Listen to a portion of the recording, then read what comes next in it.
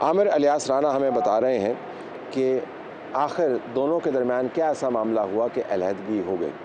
وہ لاڈ پیار سے ایک لیڈر بنا کے لائے تھے اور بہت سارے لوگوں کا اختلاف بھی ہے، لیکن میرا خیال ہے کہ وہ میثاق جمہوریت نے ان کو سوچنے پہ مجبور کیا کہ ہمیں ایک تیسرا لیڈر چاہیے ہوگا جو ان دونوں کو کنٹرول کر سکے، اور پھر آپ آ جائیں جی ایک دم کہ جی وہ وزیر اعظم بن گئے۔ لیکن بیچ میں کیا ہو رہا تھا، جو آج کل جس پہ بات ہو رہی ہے کہ میں نے اسد عمر سے پوچھا، میں کہ یار تمہارے لوگ فائنل ہیں ہر جگہ پہ، ٹکٹ کیوں نہیں دے رہے؟ اس نے مجھے اپنا موبائل دکھایا، بلیک بیری تھا اس وقت شاید اس کے پاس۔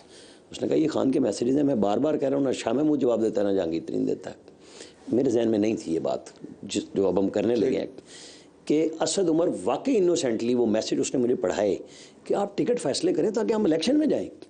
تو وہ تو اس وقت محکمہ زراعت ساؤتھ پنجاب میں کام کر رہا تھا، وہ لوگوں کی وفاداریاں بدلوا رہا تھا، پھر وہ ویگو ڈالوں میں جہانگیر ترین کے گھر آ رہے تھے، پھر وہ V8 میں بیٹھتے تھے اور پھر وہ بنی گالا جا کے مفلر پہنتے تھے۔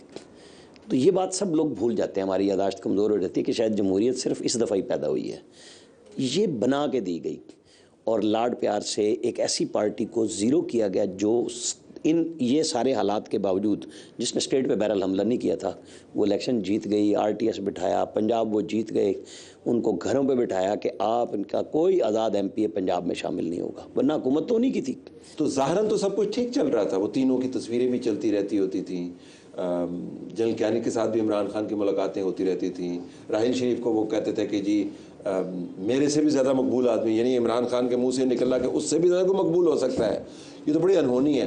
تو وہ سارے کام ہوتے رہے، تو بریک کہاں پہ ہے؟ جب آپ کو پتا ہے وہ سلوٹ GHQ میں ڈالے گئے تھے، آرمی چیف نے وزٹ کروایا عمران خان کا، تو مجھے وہ ہمارے سہیل چودھری رپورٹر تھے، وہ چلے گئے، اب کینیڈا چلے گئے ہیں، وہ PTI کو بڑا اچھا، اور اعظم خان کا نام انہوں نے مجھے الیکشن کے ساتھ ہی بتا دیا تھا کہ جی یہ واحد افسر ہے جو عمران خان کے ساتھ نتھیا گلی میں ہوتا ہے، تو یہی پرنسپل سیکرٹری ہوگا۔ تو میں نے کہا کیا کہتا ہے جی آپ کو بتاؤں GHQ میں 2 دن میٹنگ ہوئی ہے کہ خان کو پیش کیا کرنا ہے، کھانا کیا کھلانا ہے۔ تو اب یہ اس نے بتائی کہ جی وہ لیگ پیسز کی ایک تھال تھی مرغی کے جو خان صاحب کو وہاں پہ کھلائی گئی، مطلب اتنا پیار تھا ان کے ساتھ کہ مینیو بھی ان کی کہ بھی کیا ہونا چاہیے، ڈسکشن ہوئی تھی، اس حد تک پیار سے لائے تھے۔ اب جب لے کے آئے اور پھر ایک دفعہ یہ بھی ہوا کہ خان صاحب نہیں مانتے تھے باتیں، پھر یہ جو آج کل چل رہا ہے، لیکن وہ ظاہر اپنی بیگم کی بات تو مانتے تھے، وہ تو ہمیں آج کے چیف جسٹس نے بھی کہا ہے کہ جو بات کرنی ہے گھر جا کے کر لینا، تو وہ ان کے ذریعے ان کو کہلوائی جاتی تھی۔ اب ان کا پیر کون تھا یہ ذکر آ رہا ہے نا، تو وہ میسج ان کو بتایا جاتا تھا کہ صبح آپ نے یہ کام کرنا ہے، کہ یہ اڑ جاتے تھے تو پھر وہاں سے اس کو کلیئر کرایا جاتا تھا۔ اب چاہے وہ 6 گھنٹے کے لیے وزیر اعظم کے طور پہ سامنے آتے تھے، کیونکہ اس وقت تو وہ پہلے تو یہ کہہ کے آ رہے تھے نا کہ مجھے اگر کوئی کہے گا تو میں گھر چھٹی کر دوں گا۔ کہیں ان کا اڑیل پن، ظاہر ہے اکھڑ پن بھی تھا، اور ایک فین کلب، اور ساری زندگی ان کی باتیں مانی گئی، تو کہیں اسٹیٹ کرافٹ تو تھا نا آخر، مطلب آپ کہیں جا رہے ہیں، جنرل باجوہ پیسے لے کے آ رہے ہیں اور آپ ان کو بھی ایسے کر کے بیٹھ جائیں گے، تو کوئی ادب و اداب تو ہوگا نا کہ میں اور یہ بے ادبیاں جو ہے اس کی وجہ سے ہوا یا کچھ اور؟ میرا خیال ہے کہ سب جگہ سے میسیجز آنے لگ گئے نا کہ جو یہ جا کے کر رہے ہیں انٹرنیشنلی، جو کچھ وہ آپ کو پتہ ہے نا ایک ٹرم ہوئی تھی کہ ملٹری ڈپلومیسی، اس نے جو کچھ ان کو لے کے دیا، بے باپ پیسے لے کے دیے، لیکن وہ اوپر سے پیسے آ رہے تھے، نیچے سے چھلنی ہو رہی تھی، نیچے اسد عمر بیٹھے تھے، پھر حفیظ شیخ آ گئے، تو یونس ڈاگا آج کل منسٹر ہیں، وہ سیکرٹری فائنانس تھے۔ جب اسد عمر اور ان کو ہوا نا، تو میں نے ان سے پوچھا تھا اس وقت کہ یہ IMF کا معاہدہ کیا ہے؟ انہوں نے کہا جی IMF کا کیا معاہدہ ہونا ہے، یہ IMF ٹو IMF ڈائلاگ ہو رہا ہے اس وقت۔ باقر صاحب اسٹیٹ بینک میں بیٹھ گئے تھے آگے، اب آگے ساری چیزیں آ رہی ہیں نا کہ فواد حسن صاحب نے بھی کہا کہ جو چیز کبھی بھی کہیں نہیں بتائی جانی تھی وہ ڈائریکٹ جا رہی ہے اسٹیٹ بینک سے۔ ہاں خان نے وہ کیا IMF والا توڑ کے جو ہم بھگت رہے ہیں، لیکن اسٹیبلشمنٹ IMF کے معاہدے پر بھی ساتھ تھی، باقر نہ آتے اگر اسٹیبلشمنٹ نہ چاہتی، تو ہمیں تو یہ پنڈی سے بار بار بتایا جاتا تھا کہ عمران خان جو ہے وہ 10 سال کے لیے، تو وہ محبت پھر کیا فرضی تھی، افسانوی تھی، وہ ایک ڈھونگ تھا، ڈھکوسلا تھا، اندر خانے دیمک جو ہے چاٹ رہا تھا اس محبت کو، کیا ہو رہا؟ رمضان شریف میں جو جنرل باجوہ نے ایک سحری تک میٹنگ جرنلسٹوں کے ساتھ رکھی تھی، وہ اس کی میٹنگ کے بعد میں نے وہاں پہ ایک صاحب سے پوچھا جو ان کی ٹیم میں تھے، انہوں نے کہا یار نئی دلہن کو بھی کتنا عرصہ تک یہ کہا جائے گا کہ آپ نے کچھ نہیں پکانا، آخر کسی دن تو کچھ پکائیں گے نا، تو اب ہم پک گئے ہیں خود، پکا پکا کے کھلا کے. تو اب اس دن انہوں نے پہلی دفعہ کچھ باتیں کی تھی اس میٹنگ میں, آپ کو یاد ہوگا کہ بھئی کہیں آپ بھی تو کچھ کریں نا. مطلب وہ تھے جیسے انہوں نے کہا نا کہ مجھے تو کہنا پڑتا تھا کہ ووٹ مجھے دلواؤ, چاہے وہ IMF کے لیے فائنانس کا بل پاس کرانا ہے, آپ نے کوئی چینج کرانی ہے چیزیں, تو سب کچھ انہوں نے سمجھ لیا تھا کہ یہ ان کی ڈیوٹی ہے کہ مجھے تیار کر کے صبح سیکیورٹی میں ہیلی کاپٹر پہ لا کے پہنچائیں اور واپس بٹھا دیں. تو وہ دن کا کون سا تھا جس نے کمر توڑ دی اونٹ کی؟ وہ تھی DG ISI کی اپائنٹمنٹ. مجھے یہ پتہ ہے کہ جس دن DG ISI کی ISPR نے پریس ریلیز ایشو کی تو یہ شاید ایبٹ آباد گئے تھے آرمی چیف جنرل باجوہ, اور واپسی پہ یہ پرائم منسٹر سے ملے. پرائم منسٹر سے مل کے ان کی جو بھی گفتگو سب کچھ لوگوں نے کی تو یہ طے ہو گیا کہ جی جنرل ندیم انجم وہ گھر آئے. 4 جرنلسٹ اس وقت ISPR میں بیٹھے ہوئے تھے اور general Iftikhar Babar DG ISPR تھے. ان کو فون آیا کہ جی میں نے کلیئرنس لے لیا, آپ ایشو کر دیں. ان کو کھانا وانا کھلایا ہوا تھا 2-4 گھنٹے سے کہ ان کو بتایا گیا تھا آج آپ کو خبر دیں گے. تو اس دن جنرل فیاض حمید کا ٹرانسفر ہوا پشاور, اور اس کے تھوڑی دیر بعد ذرائع سے خبریں شروع ہوئی کہ یہ تو ڈیسیژن نہیں ہوا. میرا خیال ہے کہ وہ بالکل آخری تھا کہ آرمی چیف کے لیے نا یہ ہو گئی تھی کہ یہ انسلٹ ہے کہ پرنسپل سیکرٹری آفس خبر چلوا رہا ہے, بھائی انہی کو کہہ دیتے کہ کوئی اس کو ڈھونڈ لیں. اور پھر انہوں نے ذرائع سے خبریں چلوائیں کہ نہ صرف ہم انٹرویو کریں گے, ہم نے پینل مانگا ہے, ہم پھر فیصلہ کریں گے.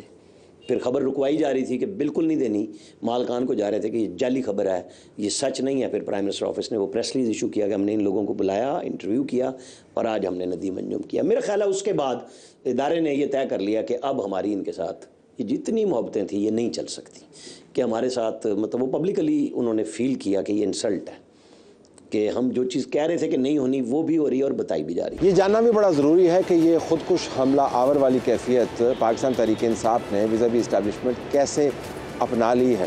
اکبر ایس بابر سے زیادہ کون بہتر طریقے سے جانے گا کہ یہ نفسیات کیا ہے.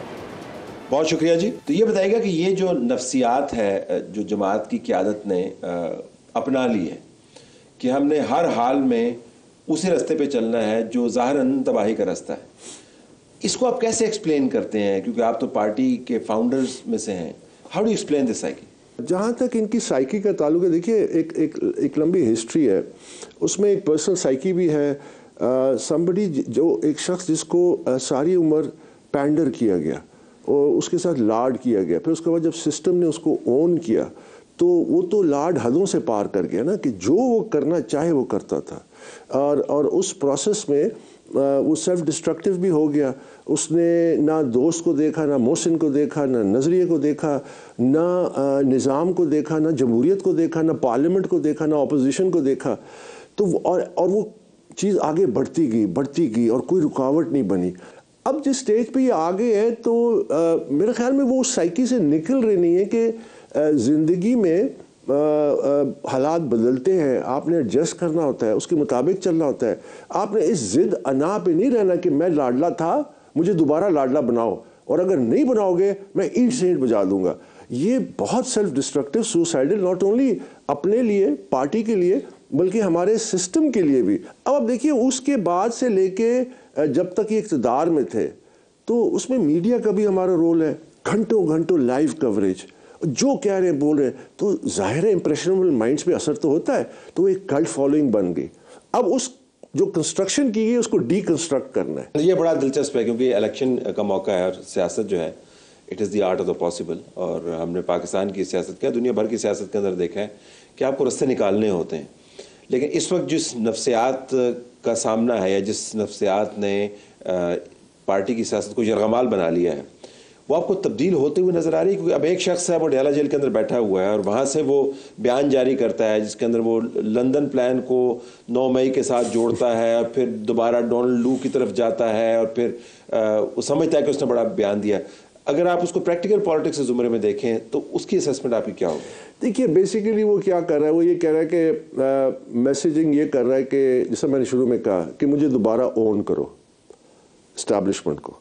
آج اگر اس کو دوبارہ اون کیا گیا تو یہ سارا نیریٹو کمپلیٹلی چینج ہو جائے گا. اور یہ جو اس کے کلٹ فالوز جو کہیں گے دیکھو کتنی حکمت کی, وہ جو اسٹیبلشمنٹ تھی, وہ سول سپریمیسی, وہ سارے ڈیموکریسی, وہ سارے ادارے, وہ سب ادھر دوبارہ سے سیاسی طور پر گود میں لے تو عمران خان کو کوئی مسئلہ نہیں ہوگا اپنا بیانیہ بدل، کوئی نہیں، وہ صرف اقتدار کی ساتھ دیکھیے. تو یہ نفسیات تو تبدیل ہونے کی نہیں ہے جس طرح آپ نے بتایا. اگر تبدیل ہونے کی نہیں ہے تو جماعت کے پاس یہ موقع تھا انٹرا پارٹی انتخابات میں کہ مدبر قیادت کو سامنے لے کے آئے، یا ایک آپ جمہوری انداز سے انتخابات کروائیں، اس میں سے جو بھی سامنے آتا پارٹی اس کے حوالے کر دیں. وہ راستہ بھی انہوں نے چوز نہیں کیا، لہٰذا آپ الیکشن کمیشن کے سامنے یہ معاملہ وہاں پر زیر تحقیقات ہے. تو یہ نفسیات تبدیل نہیں ہوئی تو آنے والے انتخابات میں کیا ہوگا جماعت کے ساتھ اور کیا ہوگا اس کے حالت کے ساتھ؟ جماعت کے تو حالات بہت مخدوش ہیں in terms of practical politics جسے کہتے ہیں الیکشن کے حوالے سے، کیونکہ جس طرح انہوں نے انتخابی نشان کو خطرے میں ڈالا بلہ، اور بلہ لینے میں میری بھی کاوشیں تھیں اگست 2002 میں، اور اب میں نے جو یہ کمپلینٹ فائل کی اس پہ مجھ پہ وہ الزامات لگا رہے ہیں طرح طرح کے، تو ان کے پاس 1.5-2 سال تھا، ایک ٹرانسپیرنٹ انٹرا پارٹی الیکشن کرا دیتے نا. اب الیکشن کمیشن نے جب آرڈر میں لکھا کہ اگر آپ نے پھر شفاف الیکشن نہیں کرائے تو یہ بلہ جو ہے آپ سے لے لیا جائے گا، انہوں نے آرڈر میں لکھا ہے. اب اس میں درمیان میں اس لیے کودا کہ میں نے کہا کہ نہیں ابھی بھی ایک موقع دیتے ہیں. میری طرف سے یہ کوشش ہے کہ الیکشن کمیشن کو کنونس کروں کہ یہ جو فارس کیا ہے انہوں نے اس کو نل اینڈ وائڈ کریں، اور اس کے بعد فریش ان کو الیکشنز کے ڈائریکشن دیں. اس دفعہ فرق یہ ہے کہ آپ مانیٹرز انڈیپینڈنٹ لگائیں، اور ساتھ میں نے یہ ان سے ریکویسٹ کی ہے کہ یہ قوانین تمام جماعتوں پہ لاگو کریں. جب تک ہم اس مرحلے سے نہیں گزریں گے کہ سیاسی جماعتوں کو شخصی اور خاندانوں سے آزاد نہیں کرائیں گے، وہ ایک کریڈیبل لیڈرشپ پرووائڈ کر ہی نہیں سکتے. یہ صرف محض ایک سیڑھی ہے اقتدار کی، اور یہ اقتدار کی جنگ ہے. جیسا آج عمران جو لڑ رہا ہے وہ اقتدار کے لیے، وہ حقوق کے لیے نہیں ہے. اگر اس کو اپنے ورکروں کا خیال ہوتا جو اس کے لیے مار کھاتے ہیں، سڑکوں پہ آتے ہیں، جیلوں میں جاتے ہیں، اس کے خاندانوں کے پہ تباہی بربادی ہوتی ہے، آپ ان پہ بھروسہ کیوں نہیں کرتے؟ آپ الیکٹرل کالج چھوٹا کر سکتے ہیں لیکن ایک ٹرانسپیرنٹ پروسیس تو کر سکتے ہیں. لیکن وہ تو نہیں کرنے کا. تو what are we looking at, مطلب مستقبل کو آپ کیسے دیکھ رہے ہیں؟ دیکھیے مجھے تو لگتا ہے اٹس ویری انفارچونیٹ، مجھے تو خطرات ایسے ہیں کہ پی ٹی آئی کے لیے تو خیر اللہ بچائے کو گریک ٹریجڈی نہ ہو جائے، کیونکہ جس راستے پہ جس حد تک جا گئے ان کے اندر یہ سینس ہی نہیں آ رہا کہ the past was another world. وہ جو گزرا ہے نا، وہ جو لاڈ پیار کا وہ جو ماحول گزرا ہے جس میں آپ لاڈلے تھے، اور پرابلی اس میں چائلڈہڈ لائیولیہڈ وہ بھی سامنے آتی ہے کہ اکلوتا وہ تو آبویسلی انسان، میں بھی ایک لحاظ سے اپنی فیملی کا لاڈلا ہوتا تھا، تو لاڈلا کو ذرا پیمپر کیا جاتا ہے، تو وہ اب نہیں ہے، وہ چینج ہو گیا ہے. اور یہاں بڑے جو ہیں پھر وہ راستے میں رکاوٹ نہیں بنتے. تو سمجھیں اس کو ریشنلائز کریں اور ایک پروڈنٹ اور سینسیبل راستہ اختیار کریں. یہ جو راستہ چل رہے ہیں جیسا کل پرسوں جو میڈیا کے سامنے باتیں کی ہیں بڑی خوفناک ہیں.